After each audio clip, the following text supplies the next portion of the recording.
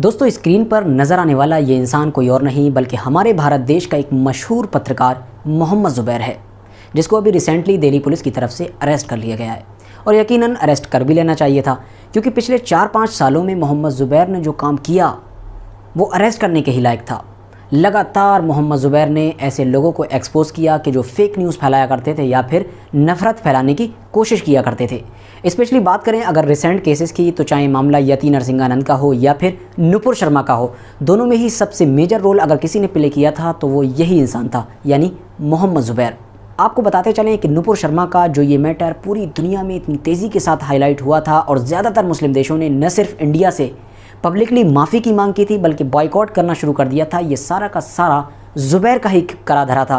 क्योंकि ज़ुबैर ही वो इंसान था कि जिसने नुपुर शर्मा के इस पूरे बयान को ग्लोबली उठाया था और नतीजे में ये सब कुछ हुआ था। और यही वो पूरा मैटर था कि जब से मोहम्मद ज़ुबैर लगातार एक पूरी लॉबी के निशाने पर आ गए थे और बस मौका ढूंढा जा रहा था कि किस तरह से मोहम्मद ज़ुबैर को पकड़ा जाए। आखिरकार वो मौका मिला और दिल्ली पुलिस ने फ़ौरन मोहम्मद ज़ुबैर को अरेस्ट कर लिया।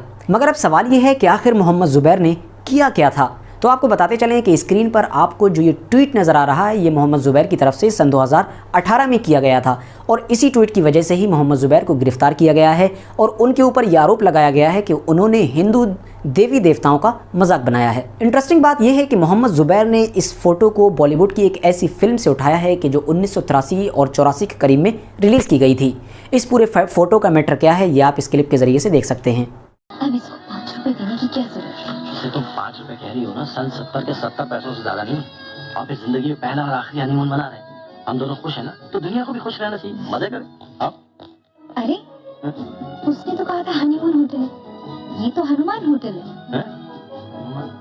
अरे देखो हनीमून ही है, लेकिन उसका ये और वो मिटाकर हनुमान किया हुआ है, देखा? वही है ये।